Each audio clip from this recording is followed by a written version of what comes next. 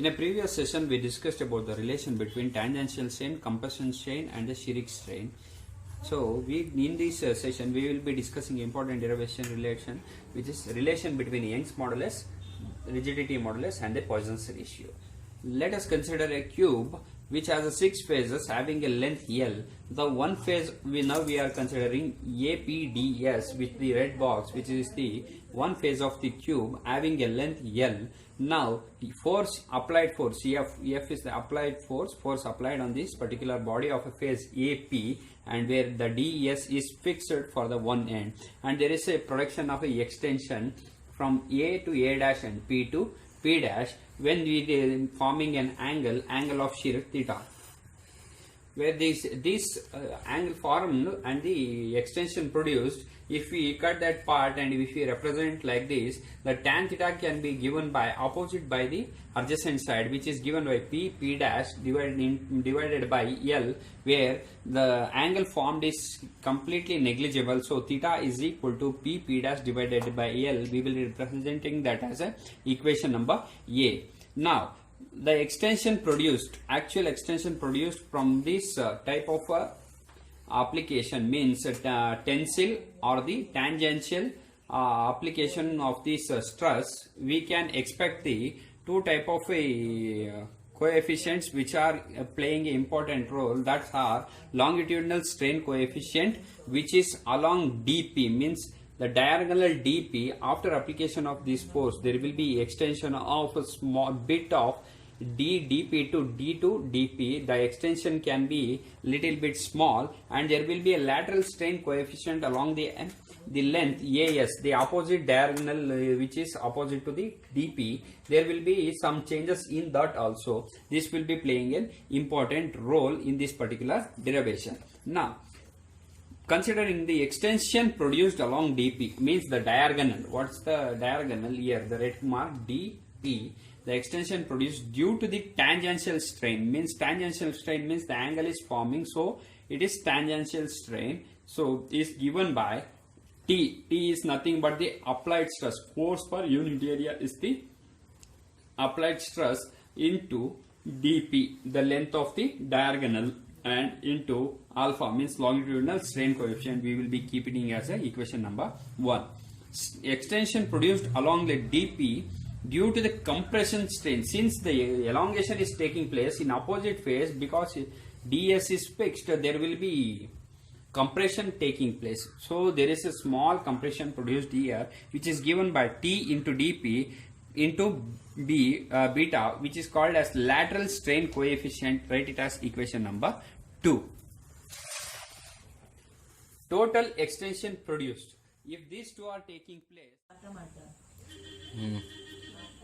the total extension produced by using a equation number 1 and 2, the total extension produced in this particular deformation is given by dp into t, because since dp and t is the common in a 1 and 2 equation, I will be taking out, and alpha plus beta will be retarding in that particular equation, and it is given by equation number 3.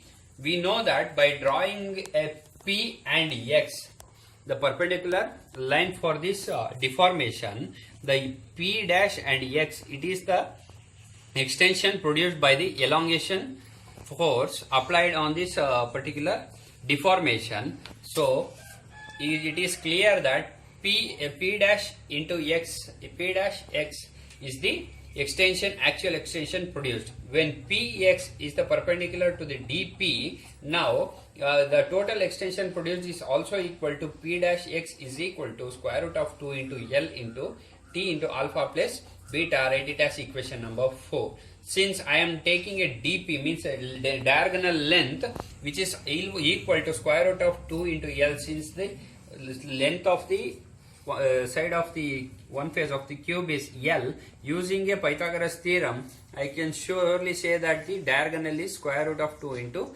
L. Using equation p dash x is equal to p dash divided by square root of 2, which is the derivation or the equation took from the previous relation which we derived in the previous classes. So go through that for the extra information. which is equal to x divided by square root of 2. Since by this figure I can surely say that p and p dash is the x, which is the actual extension produced by the deformation. So taking this equation in equation number 4, now x divided by square root of 2 is equal to square root of 2 into L into T into alpha plus beta. Now rearranging this equation, I will get a form of equation 2 into alpha plus beta is equal to x divided by T into L. Write it as equation number 5.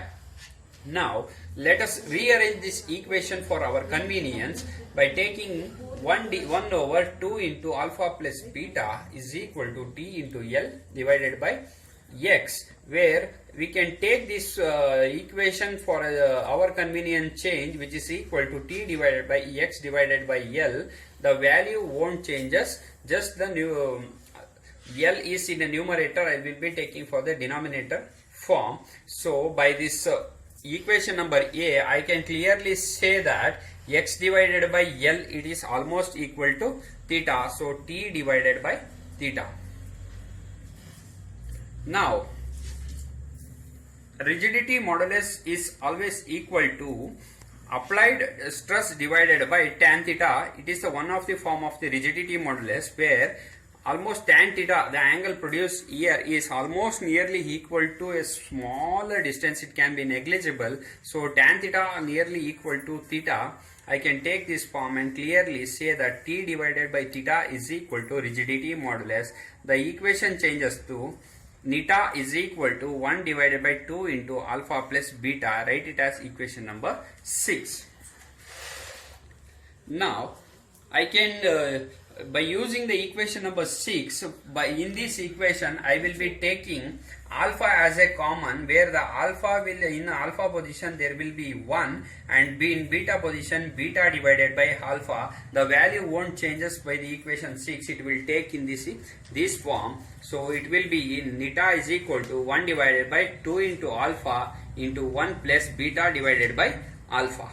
So I can take this rearrangement, this equation, I will get neta is equal to 1 over alpha divided by 2 into 1 plus sigma, where sigma is the Poisson's ratio, which is given by Poisson's ratio is equal to lateral strain coefficient divided by longitudinal strain coefficient. I can easily apply that Poisson's ratio sigma in this particular equation.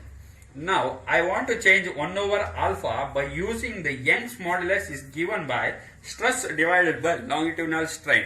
By taking the reciprocal of that 1 over longitudinal strain per unit stress, I will be considering that the stress produced is for unit length 1. So that the changes, the Young's modulus is equal to 1 over longitudinal strain coefficient. Using equation 8 and 7, where 8 is a Young's modulus and the 7 is the rigidity modulus, by combinedly we can write that 1 over alpha is completely equal to the Young's modulus. N is equal to Young's modulus divided by 2 into 1 plus Poisson's ratio. Now you should take the change in the form of Young's modulus. So Young's modulus Y is equal to 2 into neta into 1 plus alpha, where Young's modulus and rigidity modulus and Poisson's ratio, the three terms which are given in a relation for which we started to derive, we got that expression. So this is the required equation what we were about to find.